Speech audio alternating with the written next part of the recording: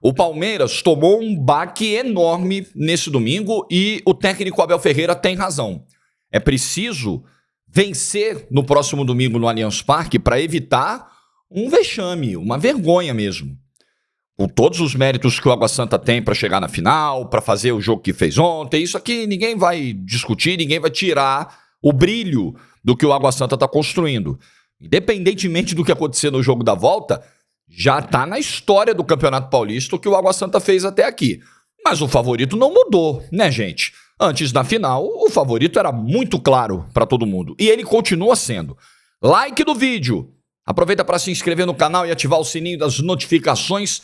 80 mil inscritos é a próxima meta. Conto com você, conto com a sua ajuda. Deixa o sininho tá ativado lá, se você não vai perder nenhum vídeo quando a gente soltar aqui no canal. Bom almoço para todo mundo, boa semana, segunda-feira começando. Então vamos, ó. O conceito de zebra, eu queria começar o vídeo falando disso porque parece para alguns, para muita gente não, mas para alguns que mudou tudo. Bastou o Água Santa vencer o jogo de ontem que ele deixou de ser a zebra. Não deixou e não deixará até domingo de ser a zebra. E se for o campeão paulista dentro do Allianz Parque, terá sido a grande zebra, talvez, me arrisco a suspeitar, a grande zebra da história do Campeonato Paulista. Nós estamos falando de um clube que tem uma década de profissionalismo, de um clube que até 2011 só disputava competições amadoras, de um clube que sequer tem um estádio com iluminação artificial para mandar os jogos à noite, um clube que não tem sequer um campo para treinar, treina onde joga, um clube que não tem sequer equipamentos para recuperar jogadores de desgastes, de lesões. A recuperação é em casa, descansando, deitado, e isso dito pelo próprio Thiago Carpini ao de placa, dias antes da semifinal, das quartas de final contra o São Paulo. Então e batendo na final o principal clube do futebol brasileiro no momento, que é o Palmeiras. O mais vencedor dos últimos anos, time campeão brasileiro da temporada passada, time que ganhou 2 Libertadores seguidas no mesmo ano, né? A de 2021, referente a 2020, e no fim de 2021, uma outra Libertadores, semifinalista da Libertadores de 2022. Palmeiras com Abel Ferreira, que chegou a 11 finais, é uma enorme zebra, isso não mudou. Então não adianta chegar e dizer, vocês estão desmerecendo a Água Santa. Não, o papel de zebra é esse, o papel de favorito é quem tem as maiores possibilidades de vencer, as melhores condições, o melhor material humano, a melhor estrutura, a maior história, tudo isso conta. Esse é o favorito. A zebra é aquele que está muito distante na teoria do favorito. Então não mudou. A vitória de ontem não muda a condição de zebra do Água Santa no campeonato. Simples assim. De um time que até a quarta, quinta rodada estava brigando para não cair. Estava fazendo continha lá embaixo. E de repente a coisa encaixou, foi. Futebol tem essas histórias maravilhosas e o Água Santa faz o que faz. Então eu queria só desenhar isso aqui sobre favoritismo, concordando muito com a fala do Abel. Quando o Abel diz, nós precisamos evitar um vexame em casa no domingo que vem, ele está justamente estabelecendo ali a condição de favoritaço do Palmeiras e de uma zebra enorme que é o Água Santa. Ele não está fugindo da responsabilidade, ele está ali em linhas gerais dizendo o seguinte, quem tem que ganhar isso aqui é a gente. Quem tem a obrigação de ganhar isso aqui é a gente. E se a gente não cumprir essa obrigação, das finais que o Abel Ferreira disputou no Palmeiras, essa é a mais desnivelada. E olha que ele disputou um monte. É a mais desnivelada. Perdê-la na cabeça de qualquer pessoa minimamente inteligente, e o Abel é muito inteligente, é uma vergonha. Sim. Por que a gente tem esse... Eu discordo muito dessa perseguição aos termos vergonha, vexame, porque essas coisas acontecem no futebol. Não é porque você vai tratar uma eventual derrota na final pro Água Santa como vexame, que no dia seguinte vai todo mundo lá pegar os caras do Palmeiras de pau. Não é isso. Se alguém faz isso, é criminoso e precisa ser preso. Não é porque o jornalista A ou B, o jornal A ou B colocou a manchete e tal, e aí estimulou o cara a fazer. Isso não é... Chamar uma derrota de vergonha ou vexame não é estímulo à violência. Me desculpa, mas vamos pregar o bom senso, por favor. Então, o Abel está correto sobre o jogo, sobre o que a gente viu.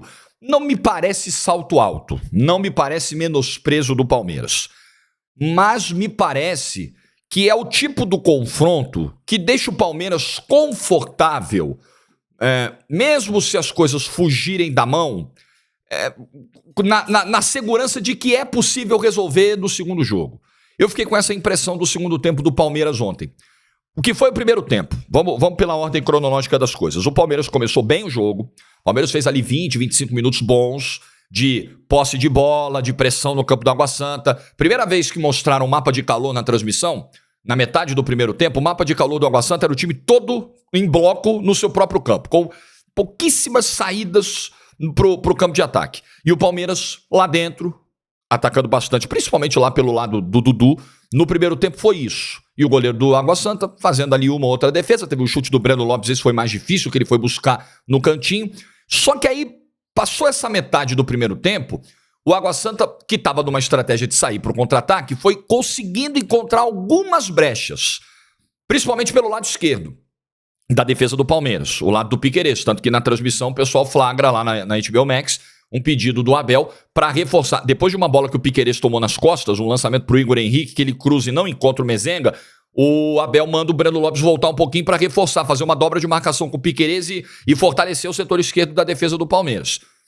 Só que o Palmeiras baixou a sua produção, o Água Santa foi encontrando os espaços para o contra-ataque, e aí quando o Abel foi tentando resolver em termos posicionais os espaços que eram cedidos, o Palmeiras começou a cometer erros de perda de bola lá na frente, e um deles foi fatal. O erro do Zé Rafael, na intermediária, ele perde a bola, vem um contra-ataque 2 contra 1, era só o Lucas Tocantins rolar para o Mezenga e ia sair o gol. Ele tentou a finalização, o Marcos Rocha teve um cesto de cobertura impressionante, entrou na linha do chute, escanteio. Aí o Zé Rafael pensou, escapei dessa, ia tomar um esporro do vestiário, não vou mais. Só que aí vem o escanteio, gol do Mezenga. E o Água Santa vai pro intervalo na frente. Então o Água Santa não fez um baita primeiro tempo, mereceu ganhar. Ele foi esperto, ele aproveitou brechas que o Palmeiras deu. O erro fatal do Zé Rafael.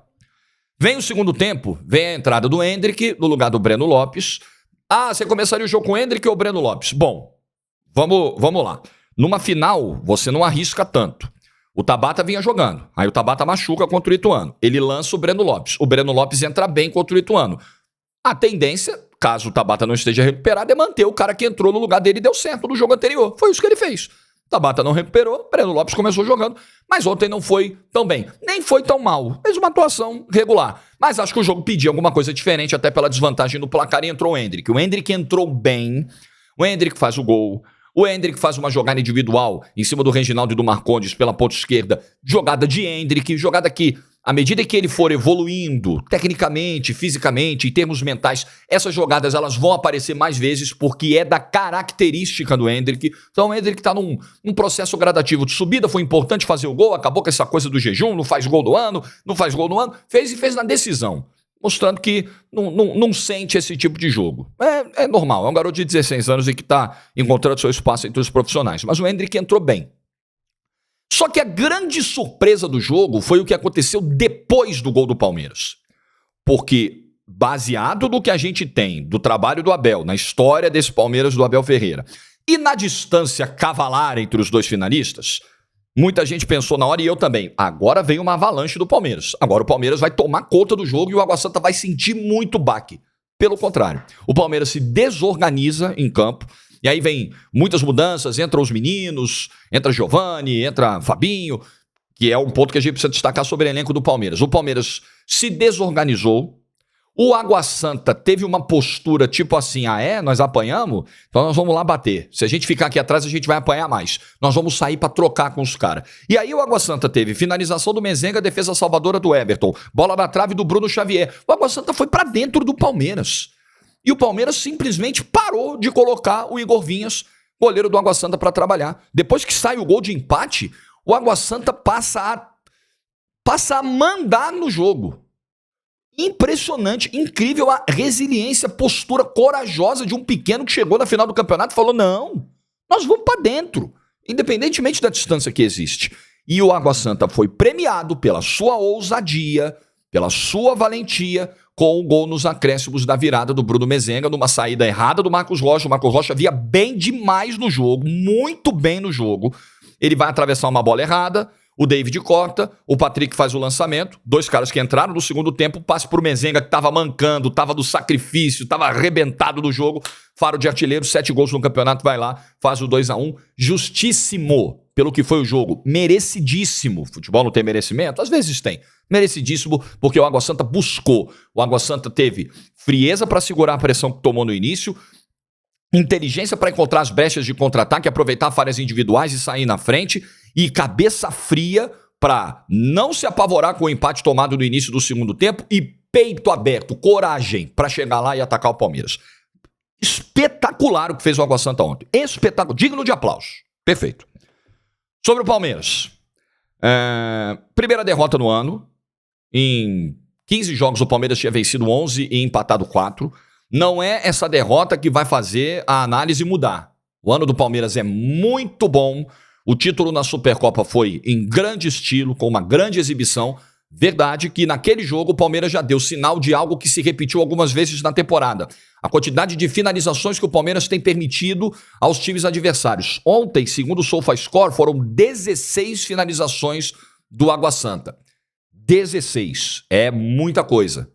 Na Supercopa ele tomou 3 gols do Flamengo num jogo de muita trocação. Claro que a gente está falando da qualidade de um Flamengo que vai agredir sempre, pelos jogadores que tem, mas é um fato que chama atenção. Outro fato que chama atenção, desempenho do Dudu.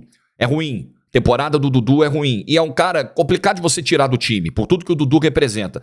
Mas é uma temporada ainda sem gols, de participações tímidas. Até naqueles primeiros 20, 25 minutos bons do Palmeiras no primeiro tempo, o Dudu foi acionado bastante pelo lado direito, mas depois o Dudu praticamente some do jogo. É um ponto de atenção. Você não ter o Dudu, isso representa um problema.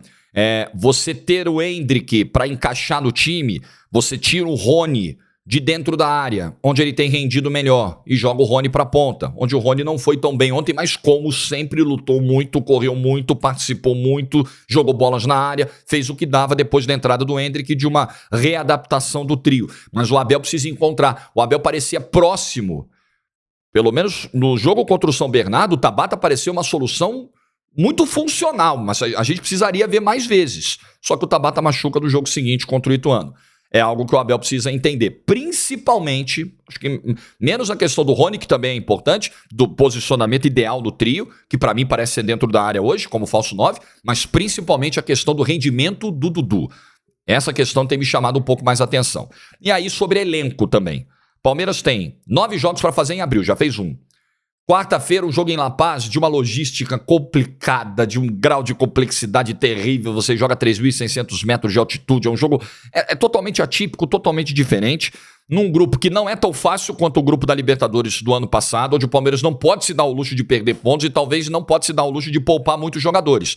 Só que o elenco é corda esticada. As substituições de ontem mostraram. Vanderlan, Giovani, Fabinho. É o que tem. Não é nada espetacular. Melhora um pouco com as chegadas do Arthur e do Richard Rios. E acho que é jogo para os dois começarem quarta-feira em La Paz. Porque você precisa... o cobertor está curtinho, né? O Palmeiras trouxe agora reforços, mas o Palmeiras perdeu Scarpa, perdeu Danilo. Em termos numéricos, se o Abel precisar... Nós já vimos o Palmeiras ganhar Campeonato Brasileiro com o time B, praticamente, né? Na era Filipão. Mas hoje o Palmeiras não tem aquela quantidade de jogadores para revezar. Para você trocar, sei lá, 7, 8 para um jogo de Libertadores. Se o fizer, vai ter que lançar mão de muitos meninos. Você tem lá Mike, Luan, tem o Arthur e o Richard Rios agora e tem um monte de garoto. Talvez seja o recurso que o Abel tenha para o jogo de quarta-feira em La Paz. Mas como eu já disse, é um grupo um pouquinho mais complicado. Não é o ideal, mudar tanto o time para quarta-feira. Não sei qual decisão o Abel vai tomar, mas é importante pontuar na Bolívia. Importante pelo menos trazer um pontinho pela matemática do grupo e pela final do domingo. Se o Palmeiras chega domingo que vem pro Allianz, tudo bem que a gente sabe que esse Palmeiras já saiu de situações muito difíceis, esse Palmeiras tem uma força mental incrível, a própria final do ano passado mostrou isso. Eu acho que no Allianz vai ser muito difícil do Água Santa segurar. Allianz Parque é outra história. Esse Palmeiras no Allianz Parque tem que suar muito sangue para bater ele lá dentro. É um capítulo à parte. Agora, é uma encheção de saco, né? Se você chega para esse jogo tendo perdido pro Água Santa e tendo perdido pro Bolívar na estreia da Libertadores, tudo isso no espaço de 5, 6 dias, vira uma uma encheção de saco, uma dor de cabeça que o Abel Ferreira não quer ter e não precisa ter nesse momento. Para concluir, Palmeiras será campeão paulista? Para mim, será. Se o Água Santa for o campeão, será uma grande zebra, talvez a maior que o Campeonato Paulista nos seus mais de 100 anos de história já viu acontecer. Mas isso aí é futebol. E de vez em quando o futebol adora pregar uma peça em quem faz previsões. O que vai dar na final do Paulista, hein? E como é que você enxerga esse momento do Palmeiras? Deixa nos comentários aí. Boa segunda, boa semana pra todo mundo. Ficou até o fim do vídeo? Dá aquele like de presente pra gente, não esquece não. Tchau!